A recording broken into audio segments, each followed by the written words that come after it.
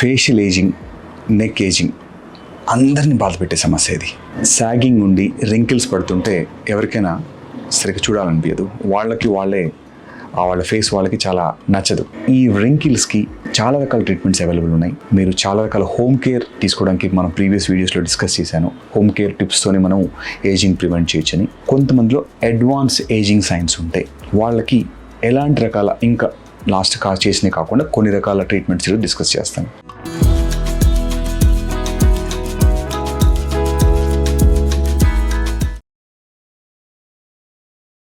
మీరు కనుక పిగ్మెంటేషన్ అంటే లైట్ స్కిన్ నుండి పిగ్మెంటేషన్ డిజార్డర్స్ కనుక లేకపోతే కొన్నిసార్లు మనం కాంబినేషన్ ట్రీట్మెంట్స్ చేస్తాం. దాంట్లో మైక్రోనీడ్లింగ్ అండ్ ఫ్రాక్షన్ లేజర్స్. ఈ మైక్రోనీడ్లింగ్ ఫ్రాక్షన్ లేజర్స్తో పాటుగా కొన్ని రకాల మీడియం డెప్త్ పీల్స్ని కంబైన్ చేస్తాం. ఈ 2 రకాల ప్రొసీజర్స్ కంబైన్ చేసినప్పుడు పీల్ అనేది డెప్త్ వరకు మనకు వెళ్ళి మన పై టాప్ 2 లేయర్స్ మళ్ళీ రీఫార్మ్ అవుతాయి. అప్పుడు ఆ కొత్తగా వచ్చే స్కిన్లో మనకు కొలాజన్ తర్వాత న్యూ స్కిన్ ఫామ్ అవడం వల్ల ఈ వ్రింకిల్స్ అపీరెన్స్ అనేది చాలా వరకు తగ్గుతుంది. సో ఇది ఎవరు చేయాలి? యూజువల్గా మనం వ్రింకిల్స్ ఎక్కువ ఉన్న వాళ్ళ వరకే మనం ఈ టెక్నిక్ ప్రిఫర్ చేస్తాం. తర్వాత ఇది యూజువల్గా 3 to 4 సెషన్స్ వరకు పట్టొచ్చు. ఒక్క సెషన్లోనే కంప్లీట్గా మనకు రిజల్ట్ రాకపోవచ్చు.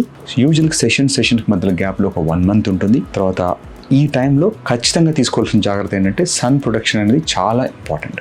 ఎందుకంటే మనం ఈ ప్రొసీజర్ చేసినప్పుడు స్కిన్ పీల్ ఆఫ్ అవుతున్నప్పుడు మనం కనుక సన్ ప్రొటెక్షన్ తీసుకోపోతే పిగ్మెంటేషన్స్తో వచ్చే ఇబ్బందులు ఉంటాయి. కాబట్టి 100% సన్ ప్రొటెక్షన్తో తీసుకోగలిగే వాళ్ళకే మనం ఇలాంటి ప్రొసీజర్స్ మనం ప్రిఫర్ చేయాలి. అంటే మీరు అవుట్డోర్లో తిరుగుతుంటాము, మేము మా వర్క్ అవుట్డోర్ అన్నప్పుడు ఇలాంటి ప్రొసీజర్స్ మీకు సేఫ్ కాదు. వాళ్ళలో మీరు కొన్ని రకాల నాన్ ఇన్వేజివ్ అంటే కొన్ని స్కిన్ బూస్టర్స్ లాంటివి, కొన్ని తర్వాత కొలాజన్ ఇండ్యూసింగ్ ఇంజెక్షన్స్ వచ్చాయి, అలాంటివి వాళ్ళు ట్రై చేసుకోవచ్చు. కొంతమందిలో మనం హోమ్ కేర్ డర్మారోలర్ లాంటి టెక్నిక్స్ ప్రీవియస్ వీడియోస్లో డిస్కస్ చేసినట్టు అలాంటివి కూడా చేసుకోవచ్చు. సో ఎవరికైనా అడ్వాన్స్డ్ ఏజింగ్ సైన్స్తో బాధపడుతుంది, ఫేస్ ఏజ్ అవుతుంది, స్కిన్ సాగ్ అవుతుంది అనే వాళ్ళలో మీకున్న స్కిన్ కండిషన్కి ఒకసారి మీరు మీ నియరెస్ట్ డాక్టర్ కానీ మా రీడిఫైన్ కస్టమర్ కేర్ని కన్సల్ట్ చేస్తే మీకు ఈ ప్రొసీజర్ మీకు సూట్ అవుతుందా లేదని మేము డిసైడ్ చేసి ఇన్ కేస్ సూట్ అయితే మీరు సేఫ్గా ఈ ప్రొసీజర్ చేసుకోవచ్చు.